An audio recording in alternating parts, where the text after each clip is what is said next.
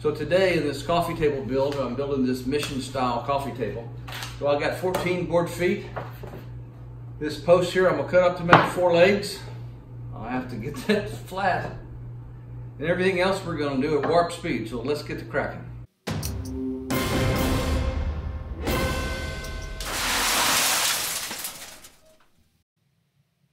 First thing to do was to mill up some lumber. So I had a couple old stair treads, and I cut off the round over, made some nice thick pieces of oak, and proceeded to get everything nice and flat and flush. I had a few pieces of larger and longer oak that I used to cut up for the top and for the lower shelf or stretcher. Get those ready to glue up and move on to the next step. Now I'm cutting to size the pieces that will be the side rails and the end rails and the pieces that will have special cuts through them. For my 2 side rails and the 2 end bottom rails, I'm going to have a nice little arc on the bottom of them. So here's I'm drawing a little arc on that to be able to cut it on the bandsaw. So I use the old CA glue and blue tape trick to put the 2 pieces together. It's going to be an identical cut. So here I'm cutting the end pieces, and then I'm going to come along and cut the 2 side rails. That's all done. Now let's just pop them apart, pull off the tape, ready to move on to the next step. So now we just take our rails over to the sanding disc and remove all the saw marks that we had in there. Now this piece was a challenge. It was nice and uneven on all 4 sides. So I put it on my sled, ran it through my planer a bazillion times.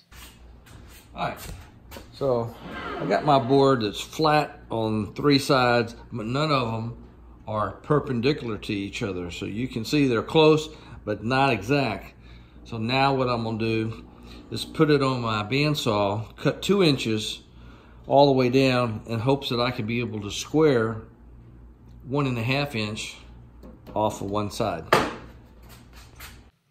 So to the bandsaw we went to cut off a segment to leave us 2 inches to work with. I took that piece over to the table saw and did a little trim cut.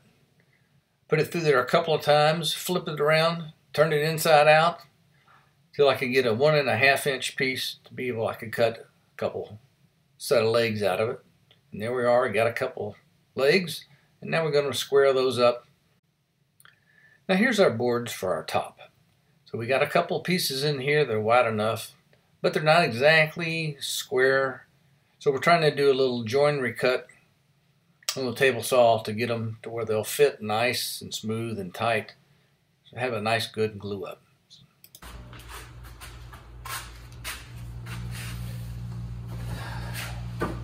It's always a challenge to plane long pieces. So let me show you what my solution is with my Rubo split top workbench. So I put this in my vise.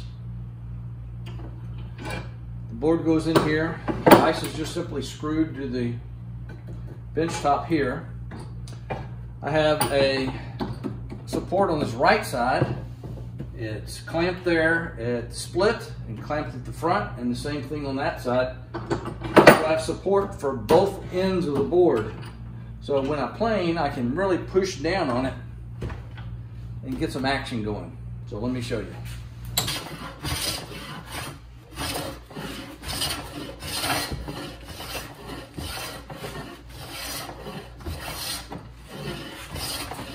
Okay, so I did a glue up. It was rough cut because I knew we had some unevenness. So I needed to get it smooth. So I cut it in half. Then I ran it through my planer to get it smooth. Now I'm gonna glue it back together. Make it a lot easier because I have 2 flat sides. Don't have to do anything but touch up sanding from here.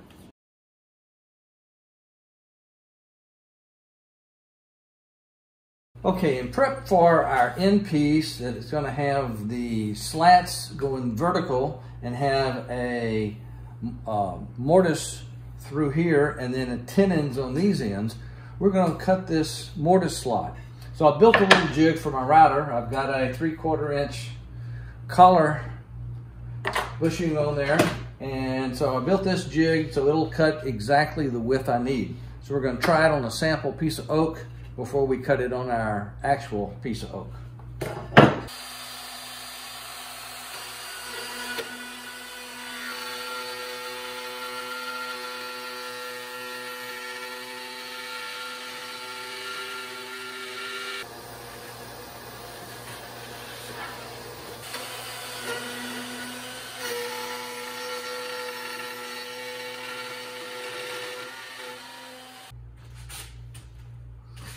There we have it. There's my practice piece, 7" from the edge to the edge.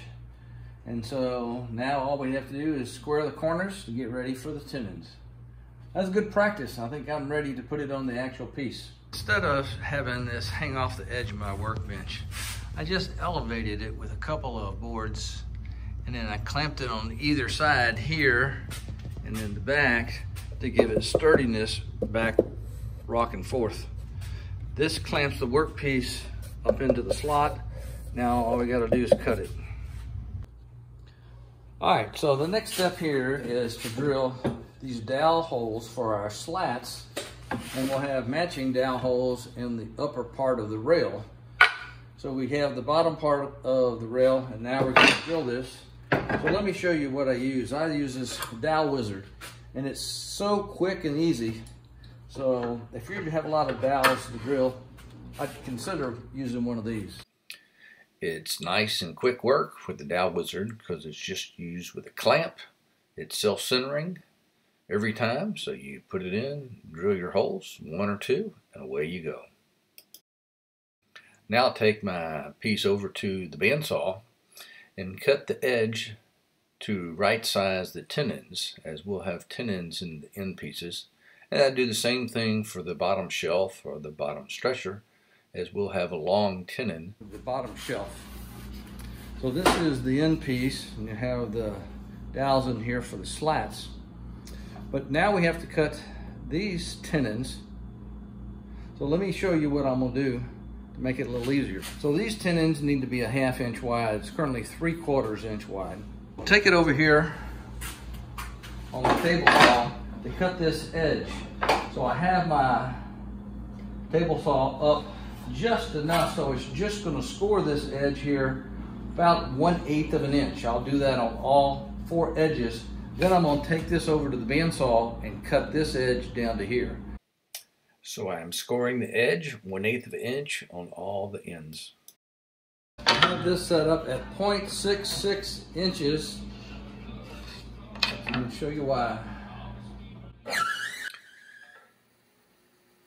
So I use the fence to push up against the piece to cut the outside edge of the tenon and flip it over and do the same thing on the other side, leaving the 1/2 inch in the middle nice and centered. Each of the end rails is cut in this fashion. We do both ends of it so the tenons will protrude through the legs. So we need these to be a 1/2 inch, so let's see how we did. 0.55, okay. 0.55. 0.55. All right, so now all we have to do is take these little shoulder plane and get them to fit our tenons, fit our mortises. Each of the tenons is shaped and thinned down on both sides to get the nice fit of a 1/2 inch.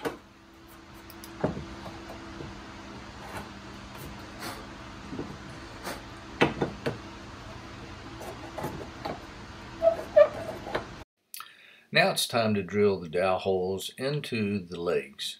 And so we are preparing the legs to attach to the upper rails, and we're using our dowel wizard to do that. We'll put dowel points into here.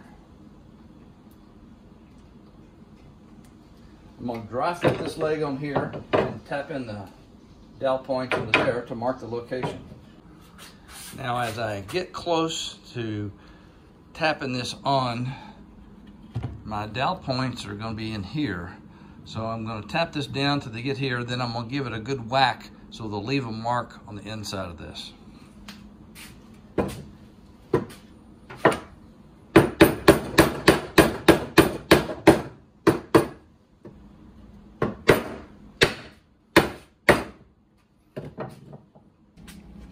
So here's the dimples I made with the dowel points.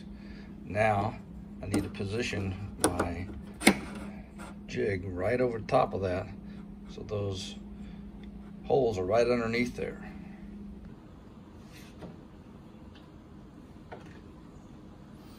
Should be good to go to drill.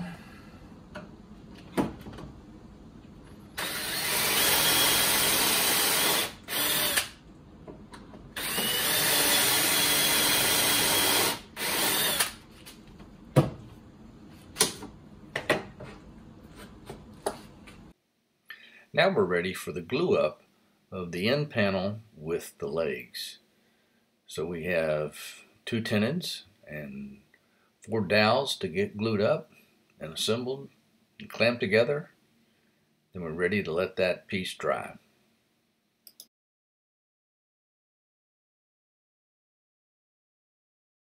So I have my dowel points in to my holes in my end pieces, and now I'm going to put this up to here where I have these things centered on the bottom, and I'm going to smash it. Now we're on to a dry fit for the whole table to see how it looks. Put all the sides to the rails, put in a bottom shelf stretcher, get it turned right side up. It looks great. So I have an issue here, and part of the thing is the length of my bottom stretcher shelf. It's 32 inches. So we know we have that cut to the right distance. We also have cut our sides to 32 inches. But here's where I forgot something. They're offset in from the corner by the offset of these corner. And just so happens that this is 0.34 inch for a total of 0.68. So I'm gonna have to cut this board 0.68 of an inch to get it to where it'll be the right distance to where we won't have a table that's bowed out like this. It'll be square and plumb. So after the adjustment of the top rails, we did a glue up. Now it's time to trim the tenons in the legs. Now it's on to putting a little decorative routing on the underside of the table. And boy, is this ever messy, but it's a lot of fun. It gives it a nice look, to give it a little finished look to the table. Alright, so now let's put the top on and see what it looks like. Oh, it looks nice. Let's center it a little bit, and then we'll move on to finish. So we put a little early American stain on it, and finish it with a couple coats of lacquer, and we're on to the finished project.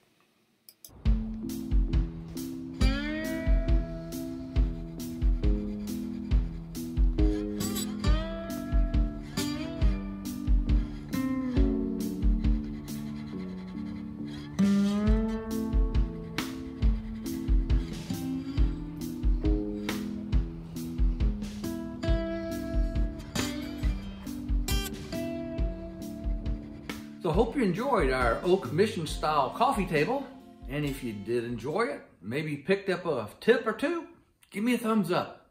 And as usual, come back and see me real soon.